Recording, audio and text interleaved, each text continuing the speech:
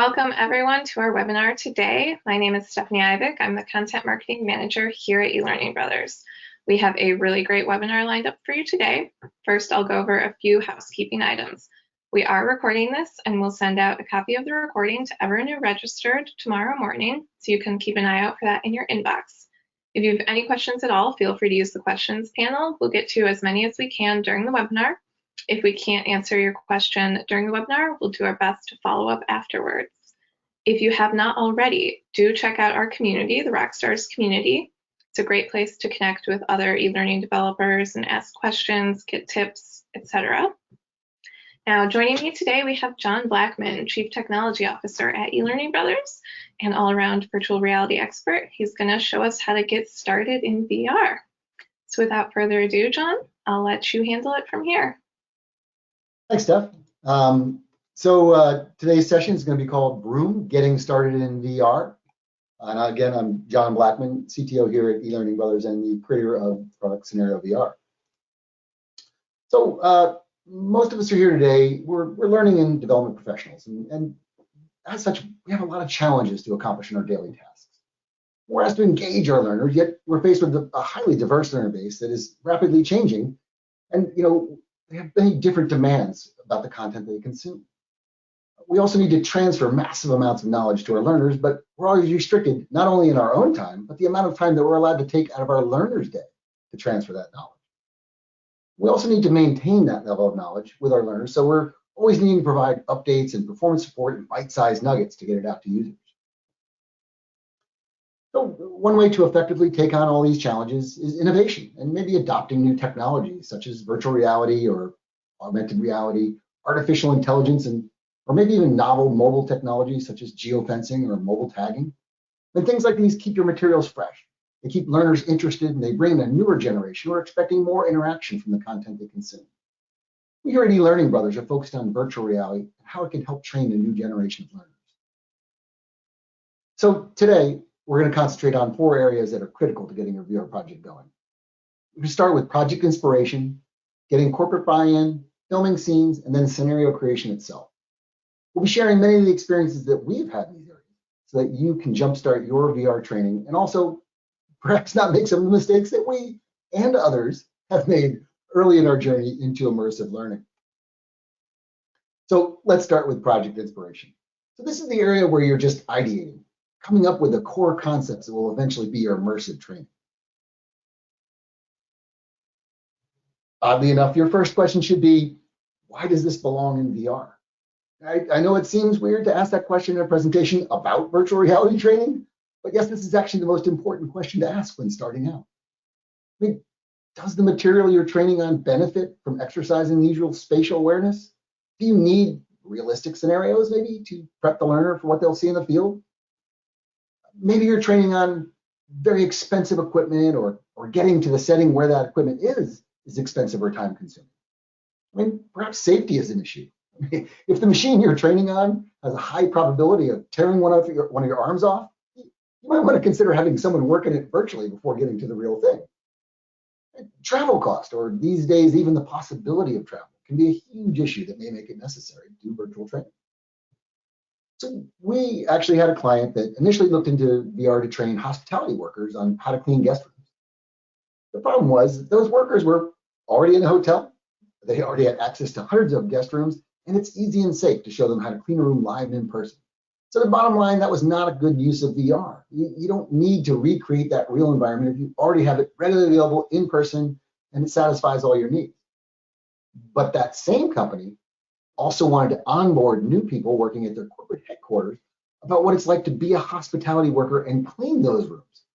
Those people were the ones who developed the policies and procedures that affect the people who work in the hotels.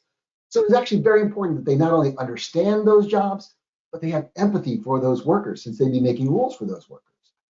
And in this case, sending everybody on the corporate team to hotels around the world meant a coordination, disruption for the hotel staff, not to mention it's time consuming and expensive.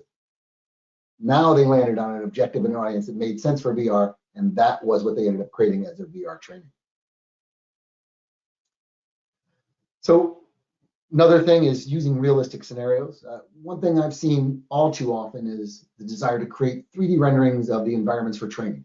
It's a lot of times what we have seen. When you go out there, you see games and so forth. It's all renderings, and so we think that's what it is. That's what VR is. It's renderings. It's 3D renderings. And there are times when this makes absolute sense to use. I mean, perhaps the facility hasn't even been built yet, and you're going to be doing some sort of a walkthrough or acceptance of a facility or a machine that has not been built yet. Well, you must render it in 3D then. Maybe you don't have access to the area that will serve the training best. Maybe you can't actually get in there and do it, so you'll need to render it. There are absolutely times when you'll do it, but most times it's actually best to just use 360 images and video of the actual place where the learner will be performing their job function as you're seeing. This actually gets the user used to doing their job where their job is going to be.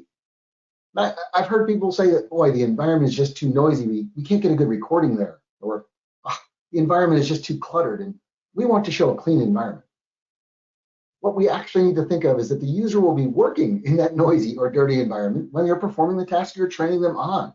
They're going to have trouble concentrating and hearing things. So in their training, they should probably have trouble concentrating and hearing things. They may have trouble locating things in the mess. What better way to prepare them to throw them into it and make them learn the same way as they will be performing the task? So depth instead of breadth. When we refer to breadth, it's referring to the full span of knowledge of a subject, which can be enormous. The depth of learning refers to the extent in which specific topics are focused on. One thing to remember is that VR is micro-learning. There should never be an 8-hour course covering every detail of a subject in VR. Your learner would likely not even survive that training. You should consider focusing on small modules that dive deep into a single subject. And they bring your users in and out of situations in 10 to 15-minute bursts. Storyboarding, very important. It's just key at the beginning of your project. Virtual reality and immersive learning, it's a much more visual medium than standard e-learning. And it really fits into the design process that would be used in traditional filmmaking rather than in traditional e-learning. So that inevitably begs the question, well, what do you use for storyboarding? Well, as usual, the answer is a whole bunch of things. Without question, I and just about everyone else has used Word or Google Docs to lay out the scenes in just kind of a list manner. I've also used PowerPoint and Google Sheets, as it gives you a place to lay out the scene more visually. And then each slide can represent a scene. Another one that I like and have used, and I've seen others use for VR storyboarding, is a product called Comic Life.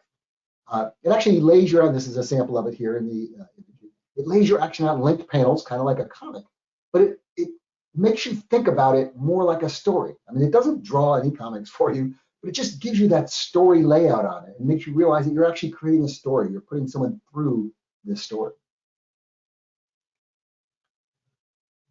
Branching scenarios. So you always need to let your user be in charge of where they're going in a virtual world. Branching scenarios can make your course feel like an adventure game, with different storylines and different outcomes at the end that change as your learner makes choices along the way. You should always let your learner go all the way down the rabbit hole. Every decision they make could lead them closer to or farther away from the final outcome of your training. So even if you're doing something as simple as a tour or walkthrough, make sure you let your user choose their path. And in relation to that, think about the wrong way to do something. I mean, it's obvious we're going to train on the right way to do it, but the best way to train on the right way to do it is to think about all the different wrong ways to do it. So, because taking the wrong path in VR is a great learning experience, and they don't suffer the consequences they would if they only choose the right path.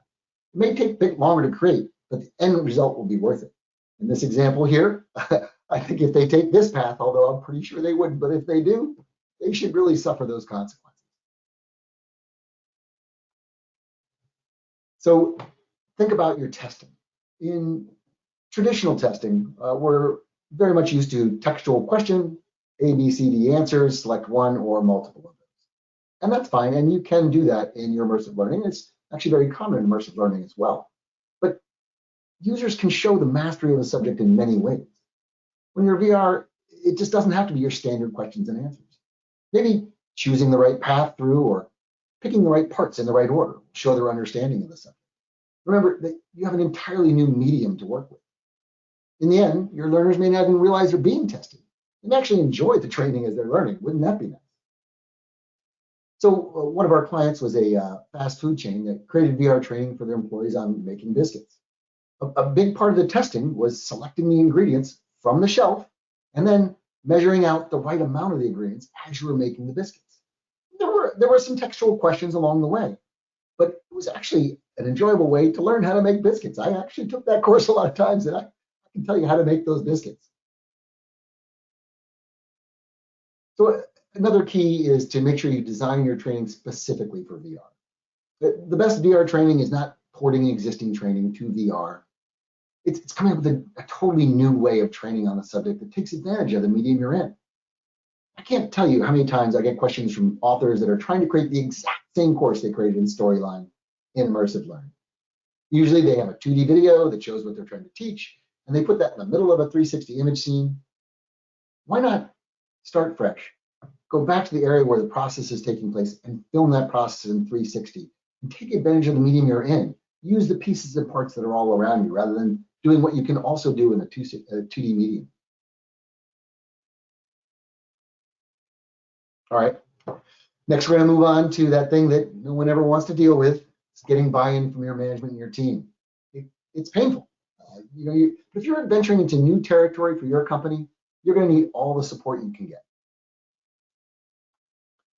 So the first thing is tempering expectations. And tempering management expectations is very important, especially if this is your first time with VR training or your company's first time with VR training. You don't want to oversell or undersell what you're trying to accomplish. But if the technology is new to some of your team, and if anybody on your team has ever seen the movie Minority Report, you might be in for some serious level setting on what can be accomplished. I mean, let's face it, everyone would like to be able to interface with a computer like Tom Cruise did in that movie. But if you're just starting out, if you just need to get their buy-in, maybe just show some demo videos or walk through some sample scenarios from your vendor to show what you can accomplish and how the training will look at the end. That way, they'll know what they're getting in the end. Utilizing internal resources is very important. So here you're tasked with taking on something that may not only be new to you, but it may be new to your whole company. It may be simpler just to farm the whole thing out, but there are distinct advantages to getting your team involved. Even if you're farming out parts of the project, you may farm out the filming or some of the things, but you might want to be involved in all the storyboarding and laying it out. You need to get product ownership from your peers. It not only gets commitment from the team, it allows the spread of knowledge throughout the organization, which can really help build a more long-term involvement of immersive learning in your organization. Okay, so speaking of that team, let's see, what do you get if you take a bunch of geeks, you give them all VR headsets, 360 cameras, and a brand new VR authoring platform, and you don't give them a concrete direction? Absolutely zero productivity for a really long time, but they're going to have a whole lot of fun. So you need to make sure that everyone on the team knows their role. They knows what the scope of the project is, and most importantly, what the deadlines are for the project. You really need to set that out because it's something new. It's very cool. They can have a lot of fun with it, but you got to remember to keep them on task at all times. MVP. And in this case, it's not the most valuable player, but that is always important as well. In this case, we're talking about minimum viable product. So MVP is a term very commonly used with software development, where you find that sweet spot between the training that you always want to build, when you have unlimited resources and unlimited time. I'm sure that happens to everyone. And then the training that you have to build, when you have absolutely no money and no time. Hopefully, that's not everything, but of course that happens as well. So somewhere in the middle of that Venn diagram intersection, this is where you have enough to show what you can do. So you can show what you can do, and you can test with management, maybe even a focus group to see if you're heading in the right direction. That's the MVP. So let's just hope we're not spending too much time over here in the minimum side, creating training that no one wants to use. And unfortunately, reality keeps us from being too far over on the right side, as resources are never unlimited. We're going to have another three-letter acronym here, ROI, or return on investment. It's very much a reality with immersive learning, and it's not hard to find examples on this web that can show a great return for working with VR training. Bringing in ROI to your management team is the best way to get started on an immersive product. So I've actually given many presentations of real-life examples on this, and you can certainly find recordings of these on the eLearning Brothers website if you need to, and that'll give you some ammo to bring your project forward. So let me just quickly give you a couple of concrete examples from that you can maybe bring in. First is from Fendi. So Fendi is a high-end retailer based in Europe, and they used immersive training for their frontline staff to train on customer theft, among several other things. And they realized a 400% return on investment after just 6 months in the amount of shrinkage on their retail stores. What they did is they measured from the 6 months before the training, how much shrinkage there was in the retail stores, and 6 months after the training, the shrinkage in retail stores. They actually got a 400% return on the entire set of training, of which customer theft was only one of the modules, just by measuring the shrinkage. So I'd say it definitely paid off. Vanderbilt School of Nursing is another great example of ROI. They used immersive training to train their nursing students on ultrasound equipment. They actually use it within their curriculum currently. There are many benefits realized from this. It's not just ROI. They actually found it was a better way to teach because they could get one-on-one kind of interaction with the equipment as opposed to one-on-many interaction. But just in terms of pure ROI, they forecasted almost $600,000 savings over a 5-year span of using the training. So these are only a few of the examples from ROI from VR training. It's not hard to prove that it's a sound decision based on dollar and cents alone. And I think you'll find that goes a long way into getting management buy-in and what you're trying to do. Okay, so let's move on to our next section, which is going to be filming scenes. So filming in 360 is definitely similar to standard 2D video, but there are many things you need to take into account when your users will be learning in VR. So let's start with the close talker. We all have our personal space, and I bet we've all met someone who invades that personal space. It's not a great experience. So when you're taking training in VR, personal space is definitely a real thing.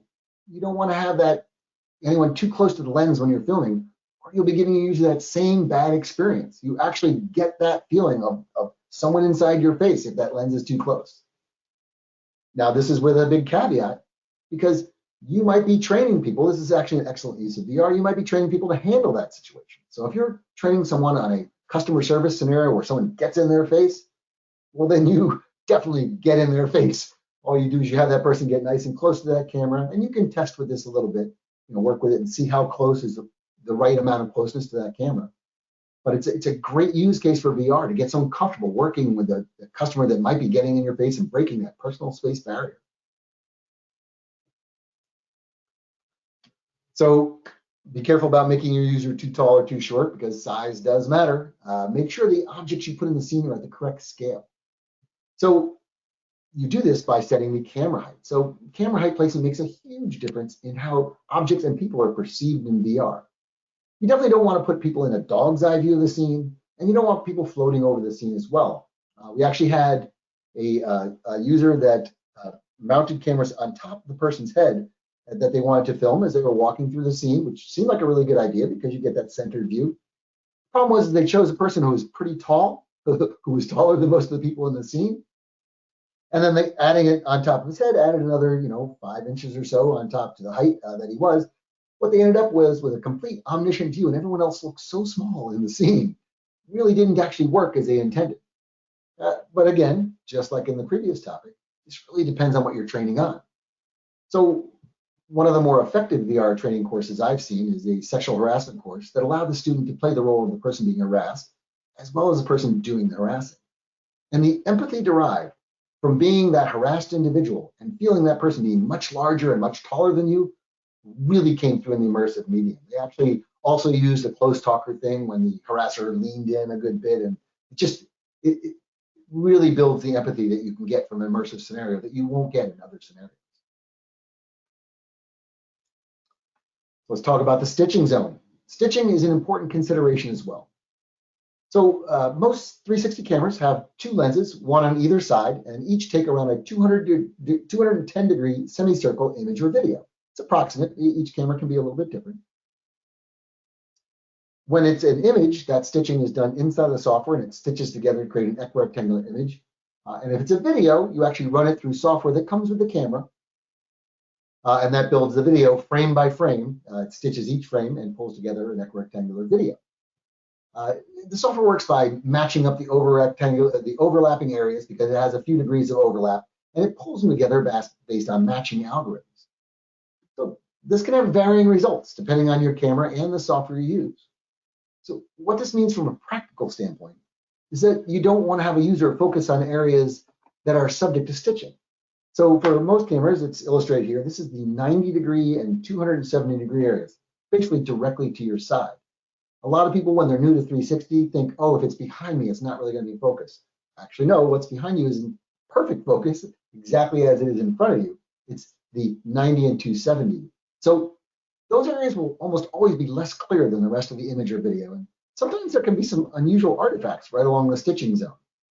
So you just don't want to have your interactivity in that zone. You want to make sure if you're interacting with things that at least the bulk of it, the area where you focus on, won't be in those zones. So let's take a look at a couple of images. The first image is taken with a GoPro Max. So this is an image of a pool, and it seems very crisp and clear. Here's directly in front. It's nice and sunny, so you see it's very crisp and clear. And in back, it's shaded. Oh, and there I am in the back there. But even when it's shaded, it's still very crisp and clear. You can really see it very clearly. But when you look at the stitching zone, in this case, it is the hemisphere right around here. It's actually kind of blurry. So you can see blur around here. And even in things that are close, this side is much closer, you can see actually a lot of blur around. This is actually very crisp. You can see how crisp this pole is here. You can barely actually see this pole here. That's because this is in the stitching zone.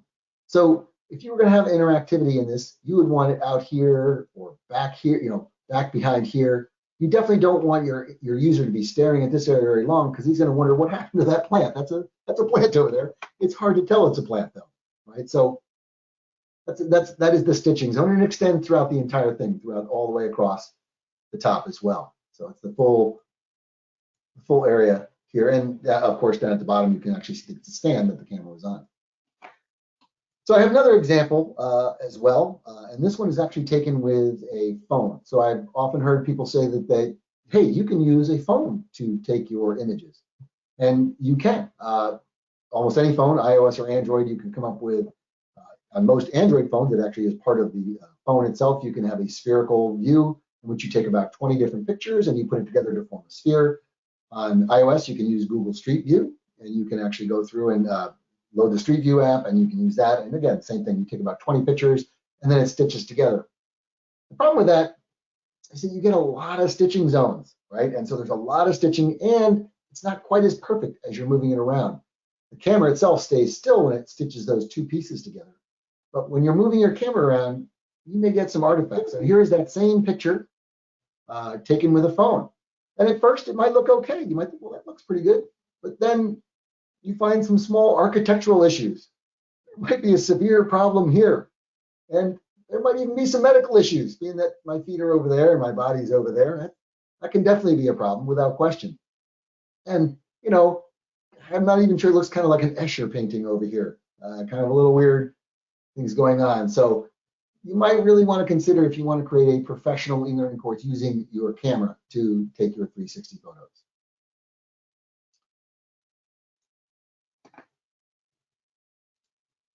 Okay, so the next thing to discuss is the roller coaster effect. Everyone, including me, films their first scene and has the camera move through the scene. I thought that was a great idea. The thought process is that we can simulate the user walking through a room.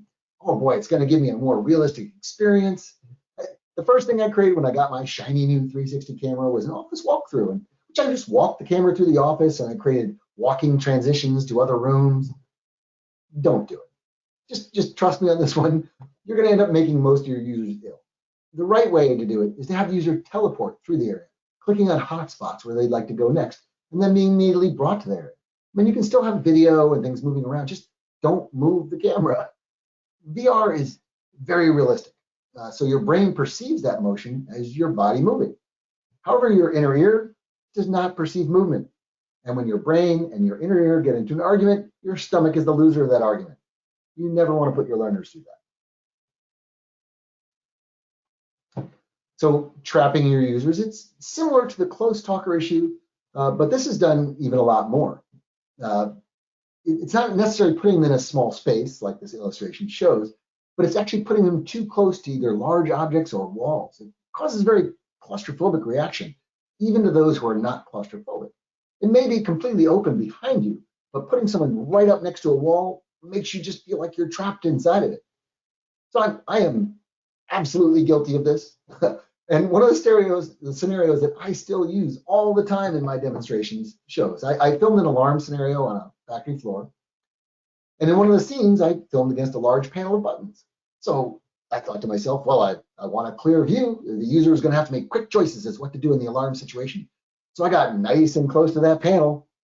And the scenario, it actually looks fine when I view it via a web browser. But when you're in VR, you get the feeling of you are just pasted right up onto that panel because it's so large, it's so big in front of you. And I've had many users who take it in VR complain about being too close and giving them a personal space issue or feeling claustrophobic. So you just need to keep that in mind. So filming more than you need. I mean, remember that you can always trim and edit later. You're much better off having unused film from your session than having to go back and film again to get that one shot you missed. So a great example of this is that Fendi example we talked about earlier.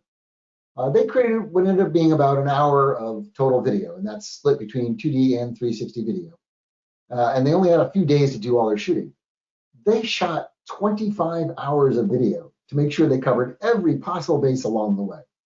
And guess what? They never had to go back and refilm, even though they had complete changes in what they were asked to do along the way while they were developing it, because they had all the shots they were needed. They actually just could go back, reuse another shot, and change it and repurpose that shot. So no one is charging you for all the ones and zeros you use to store that extra footage anymore. So feel free to use it, not a problem. And don't make your learner a wallflower. So we get this from creating traditional courseware and trying to make it that kind of a role play. If you're just standing silently outside the action, observing what is going on, you're losing that immersive feeling. Make sure that your user has a defined role in the scenario you're creating. You can even have your user play multiple roles within the same scenario to really empathize with each side of a situation. With VR, it's important to remember that we're in a new medium. We can do things differently. Don't show me that interaction between two people. Make me one of the people in the interaction. All right, let's move to our last section, which is scenario creation. So that's actually going through and putting it all together and making your story. This is where you're using a tool like CenarioVR to put together all the pieces that we've created. The first thing to remember is to iterate. You may think of this as agile development, or maybe even LLAMA, which is a new term for agile. It stands for a lot like agile management approach. So whatever you call it, the key here is that your first training scenario that you create, it's probably not going to be your best. So you need to be able to start small and iterate through the filming and creation steps. Iterate many times and be prepared to do it. You'll have to do and redo several times to get the best results. Perhaps once you've done it 10, 20 times, you'll know what to film, you know exactly how to film, but just be prepared to iterate. It's a normal part of the process. Along with that is to make sure you test in VR right away. And this issue is very related to that iteration step, but it's very important as well. Make sure you try your scenes in VR, particularly while you still have access to the site where you're doing your filming. It's much harder to go back and refilm something and that you find out it doesn't work in VR after you've left the site than when you're doing the filming. And remember that consuming the content in VR is very different than consuming in a browser. Things seem closer, your field of view is way, way smaller. And you may need to arrange things differently. If you're thinking that it's going to be in front of the user in VR, it might not be in front of them when it's in VR, even though it was in the scene when it's looked at in a browser. Highly related to that is constantly turning your viewer's head. And this is another issue that I definitely am guilty of. You don't want to have your user constantly turning their head to complete an action. In your first time using a 360 medium, you're usually drawn to use all of the sphere all of the time. What we found is that a user is generally most comfortable doing most of their action in a 90-degree area in front of them. This is what's called the primary action area. That should be the essential action in your story. In traditional film, this would be action presented that's focused within the frame. At the start of your scene, the action should always be happening right in front of the user. The secondary action area is the story supporting interest. So in traditional film, this is everything inside the film beyond the main focus. So this is action that isn't essential for the user's understanding of the story, but it gives it context. It's basically the window dressing, and it's around 225 degrees out from the user. The tertiary action, which is the story's minor details, which is generally behind you, wherever your current focus is. Those are low interest elements that do not draw attention. Maybe it's something making noise back there, or something you may have to refer to. But in a traditional film, this is everything that's outside of the frame, right? It's content that the audience can't see, but you know is there. So in this case, in 360, the tertiary action is what keeps the user immersed. It's important to understand that from a sitting position, unless they're in a swivel chair, most people will never actually comfortably choose to turn fully aligned and look behind them. But you say, hey, we're in a 360 world. I'm shooting in 360. I want to use some of this. I need to have the user use it. What if we want to move that primary action? If the entire story can only take place directly in front of the user, why am I using 360? Well, that brings us to guiding a user's attention. So guiding attention is exactly what it sounds like. Action within the scene that is designed to draw the user's attention in a specific direction. So this is, again, the same things used in theater and games. We can direct the user's gaze and shift their cone of focus. So now they're, again, using that 90 degrees in front of them. But their peripheral vision will extend well beyond that into the secondary space. And you can use spatial audio or have someone change the cone of focus as well. It's all about big shifts in action, lighting or sound that'll pull the user's attention in that direction. And as long as your primary action follows, the user's cone of focus can be shifted permanently, or actually can be shifted multiple times within a scene. Convergence and focus is important. So convergence is the point at which your two eyes perceive something as a single object using both your retinas. So if you put your finger up here, you'll notice that you see two fingers. And as you get farther away, you can converge on it, and it's a single finger. You get too close, it's not converged. Focus is the point at which the object is cleared. So, for instance, for me, that distance is changing all the time. If I get too far, the object is no longer in focus. VR headsets have actually a very small area where convergence and focus are the same. So you don't want to have the user concentrate on objects that are right up into them, which is the close talker or that kind of thing. And you don't want that object to be too small or too far away. You can't perceive it very well. So you want things to be in that convergence and focus zone. For most tools, like CenarioVR, just putting them on the sphere, putting them at a reasonable size, you should be all set. So allowing people to be imprecise.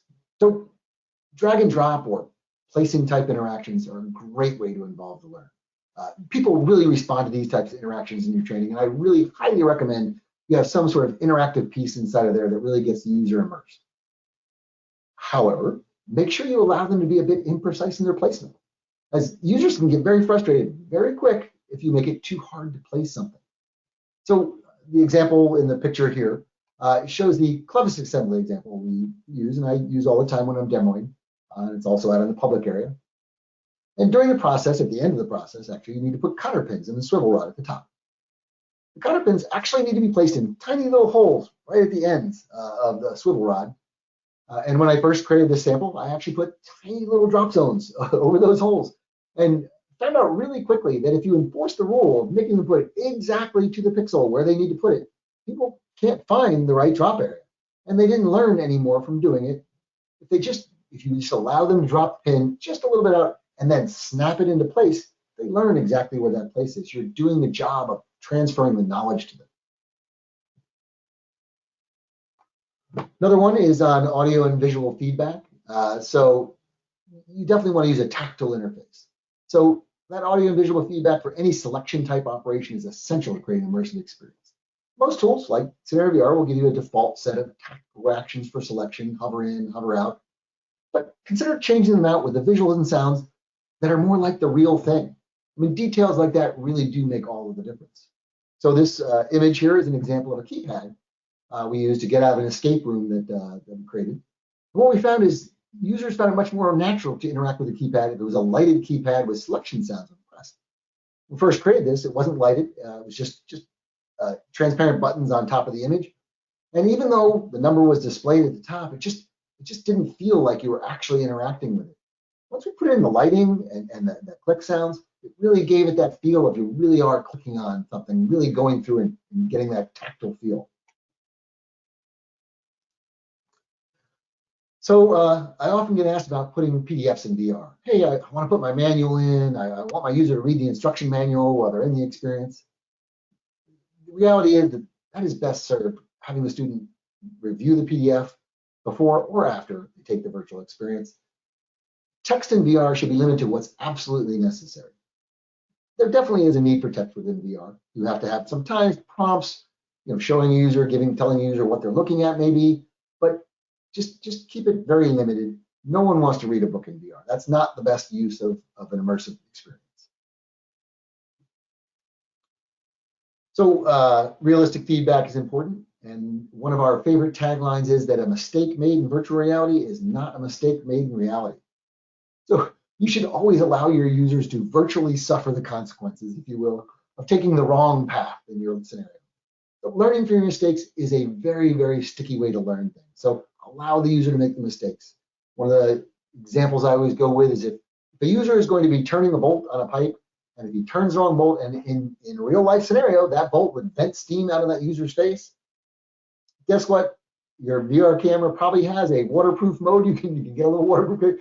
Have the steam come right at the camera. And in VR, that user is going to perceive that coming in their face. They will never make that mistake again. So let them suffer the consequences virtually, and they'll learn much better from it. And lastly, but definitely not least, is audio. Quality audio is the key to immersion.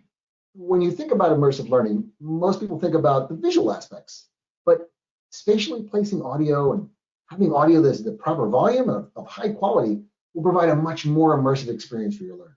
Even the stock speakers that come on headsets like a Quest 2, the right audio makes all the difference. And placing the audio properly also can really move people around the scene, let them feel like they're really there. So that's our presentation today on getting started in VR. I hope it has provided some tips and tricks that will help jumpstart your journey into immersive learning. Steph, back to you. Thank you, John. That was great. We're definitely getting some great feedback in the chat about how helpful this has been, especially the section on corporate buy-in was really great for people. And I did post links to those 2 webinars that we have, the one you did on the 3 case studies with the examples of the ROI. So that is in the chat for anybody. And I posted another one that we have as well from Sergey. So those are some great examples of virtual reality ROI that you can take and share with your stakeholders. We have a couple of questions for you. So one question, is VR suitable for precision work? For example, training learners how to precisely stick a label on an object like a bar of chocolate. Would that be a good use of VR?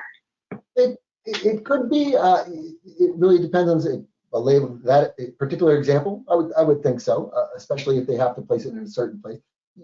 I said make it imprecise, but it can be relatively precise. If you're teaching someone something that has to be super precise, you can make it within a little bit. Just don't make it to the absolute pixel difference. Give them a little bit of leeway. Them seeing it snap into place will let them know exactly where it goes. They'll get that visual feedback. Awesome. And let's see, we have another question. Do you have any advice on choosing the right 360 camera? What are some of the most important features to look for?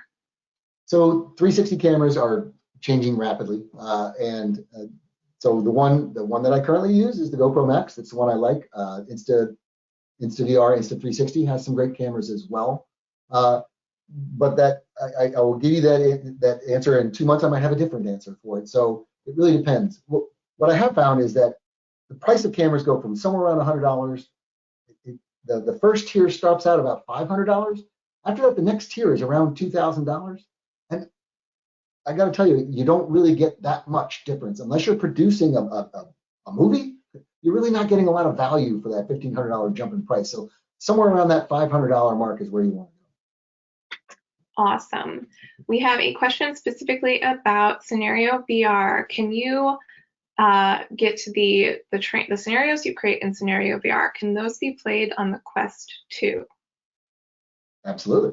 Yeah, I mean, we're directly on the store for the Quest 2. So you can, there's a ScenarioVR app on the store. You just go to the store, download the ScenarioVR app, the app interacts directly with ScenarioVR. Awesome. Sounds very easy. I think we have a blog post about that as well. I will try to dig it up if I can. And then one last question. can we see a tool to create these virtual reality courses? John, do we have a tool for that? We do. This is a real question. I didn't make this one up. So yeah, Steph, I'll let you get onto that one, but the tool is CenarioVR. Absolutely, we have a tool to create. So eLearning Brothers has a tool available for you. Free trials available. I think you're probably going to bring up some information on that or put it in the chat forum. Yes, indeed, that is. I have a link to our free trial for CenarioVR in the chat. It's a 30-day free trial, and I believe it comes with some sample projects, so it's really easy to jump in there and get started playing. Our support team is happy to help you. The Rockstars community, you can ask questions in there. We make it really easy to get started in CenarioVR. And last question. Benefits and drawbacks between 360 flat images and 180 3D images. So one of the major drawbacks of 180 images is that it's currently not supported in CenarioVR. So that might be one. And there aren't very many cameras out there that are shooting stereo 3D. So they were popular a while back. There were a lot of 180 cameras on the market, and they just kind of disappeared. And you've had newer generations of 360 cameras have come out, and they're not newer generations of 180 cameras coming out. 360, I think, gives you a much better medium to work with in reality. You really get that. You can really turn all the way. You don't get that mask of blackness around you that suddenly, any turn to the side, and suddenly that kind of loses the immersion for you. So, I'm much more of a fan of the 360. It does require you to get out of the frame because you can't be behind the camera, but it does give you it's a more immersive medium when you put it in 360. All right. And I believe those are all the questions we have right now. Thank you so much, John. This has been great, really helpful. And yes, one last reminder that you can get a free trial of CenarioVR on our website. I posted the link in the chat, and we would love to see what you guys are creating with it. Thank you, everyone, for joining us today. All right. Bye, guys. Bye, everyone.